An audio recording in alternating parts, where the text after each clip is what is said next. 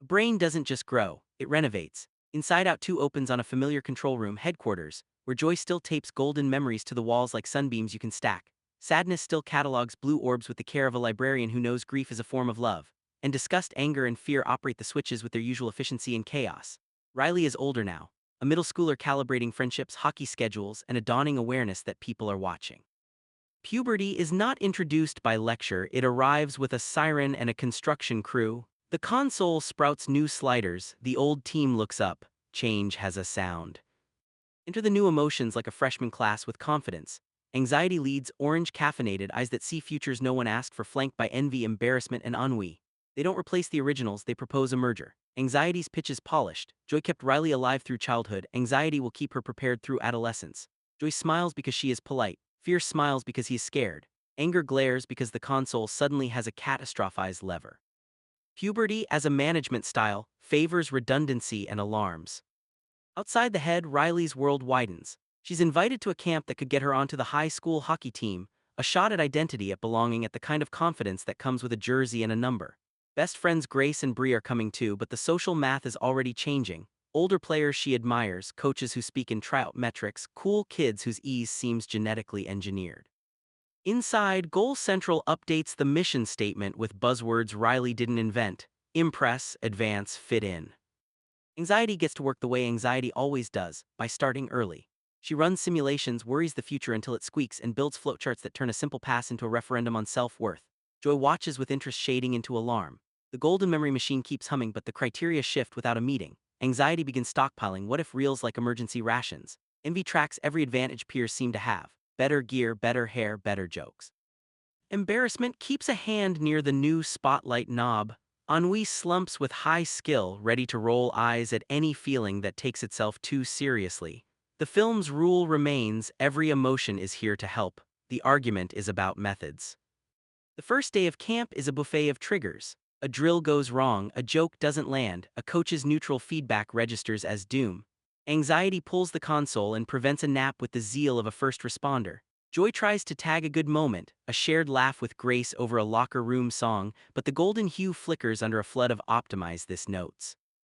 Anger wants to fight the clipboard, disgust bans cafeteria meatballs, fear updates the risk matrix for pucks traveling at illegal speeds. Riley smiles anyway because children are good at working while worried. The plot engine inside the head is a scramble for authority. Anxiety decides Riley. Sense of self needs a rebrand. The original core belief, I'm a good kid who tries hard and cares, has served well, but adolescence demands a sharper hook. I must be impressive to be okay. She builds a scaffolding of policies around the idea and starts feeding it moments. A compliment from an older player, a near miss that could have been a highlight, a silence interpreted as judgment. Joy warns that identity built on applause is a house on roller skates. Anxiety counters that the world claps for performance, not for effort. The console tilts orange. Meanwhile, Riley's friendship triangle wobbles. She meets Val, an upperclassman whose confidence feels like a magnetic field. Joy sees a mentor, envy sees a threat, anxiety sees an instrument. When Riley edges away from Grace and Bree to orbit Val's group, headquarters splits its attention, manage loyalty guilt while optimizing social access. Sadness asks the only adult question in the room: what if we're allowed to miss the way it was and still want the way it might be? No one has time to answer, the scrimmage whistle blows. Sports sequences run as emotional choreography. Every clean pass is a joy assist. Every turnover is a highlight for distressed TV. Anxiety's play calling works. Riley hustles, anticipates, and earns a nod from Val, but the cost accrues in background processes: sleep debt, snack avoidance, extra practice that smells like penance. The console now has a compare dial envy can't stop touching. Embarrassment performs his crucial function, saving Riley from a catastrophic attempt at forced cool by hitting the brakes on a joke that would have detonated. Ennui proves useful by helping Riley ignore nonsense that doesn't matter. The film respects the whole team. Nobody is the villain, bad balances are. Joy makes a move. She proposes a field trip to long-term memory, to revisit the moments that built good kid in the first place: kindness trophies, small bravery, the day Riley helped a new student find the art room without being asked. The idea is to fortify the core so it can coexist with ambition. Anxiety intercepts. Old stories slow you down. She locks Joy and the originals out of headquarters with a neat bit of emotional tyranny: for your own good. At first, results justify the coup. Riley crushes drills, calibrates her laugh to the group, and drafts text replies with a political tact that would make senators jealous. The scaffolding gleams, the audience hears the creak. The tipping point is a party, of course. Music lights a rumor that the coach might stop by.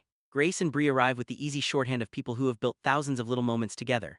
Riley's new orbit collides with her old one. Anxiety overfunctions, scan, spin, predict fallout, and overload trips the breaker. The impressive equals okay core emits sparks. A small misread from Val, a joke that stings, lands like verdict because the scaffolding demands external confirmation. Joy locked out makes the only play left, jailbreak. This is where Inside Out 2 earns its sequel. Joy's escape isn't nostalgic, it's creative. She recruits Sadness, who knows every backdoor because she's walked them slow. Fear navigates the labyrinth because he remembers every hallway he's ever been scared in. Disgust handles security because she refuses to touch anything sketchy. Anger is the power source, they ride his righteous fury like a battery. The set piece is playful but pointed. You cannot reboot a system by ignoring the emotions that built it. You bring them with you.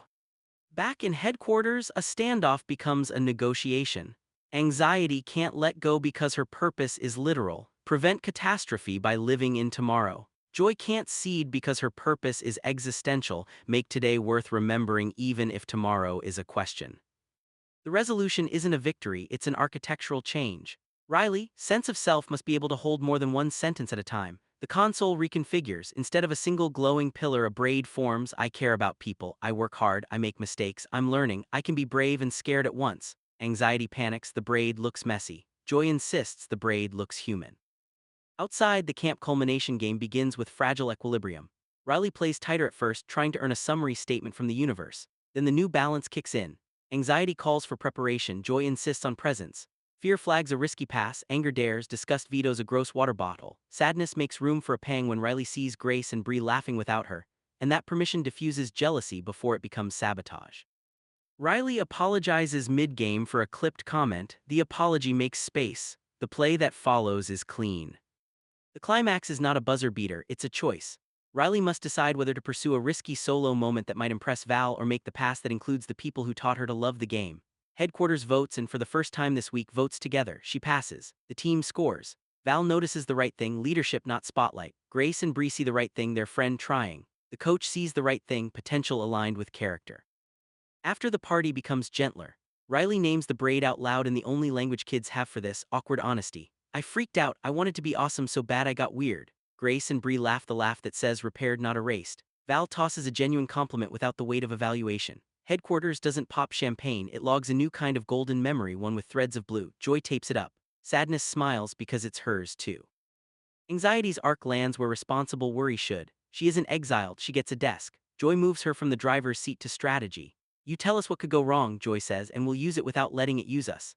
Anxiety exhales for what feels like the first time. Embarrassment discovers the superpower of laughing at oneself and deploys it to neutralize a spilled drink disaster. Envy gets a hobby, cheering for other people's wins as practice for her own.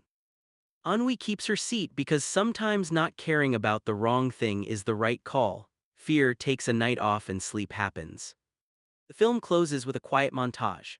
A long-term memory forms not as a trophy case but as a shelf of linked beads. Riley skating, falling, helping someone else up, texting Grace and Bree, and also sitting with the discomfort when they're busy, taking a deep breath before speaking up in class, trying a new deke she might not master this season, sitting with her parents after a hard day without pretending the day wasn't hard. Headquarters hums, not manic, not muted. The braid glows like a practical lamp, not a spotlight. We stop where adolescence begins to look less like a storm and more like whether you can learn. Inside Out 2 earns its sequel by respecting that growth is additive. New feelings don't erase the old, they complicate them into something that can carry more truth. If you want the literal scoreboard, exact goals, final tryout lists, who sits with whom at lunch, that lives in the feature. What this recap can promise is a portrait of a kid building a self that can hold joy and worry without cracking, friends old and new who survive the renovation, and a control room that learned the bravest button on the console is the one labeled share.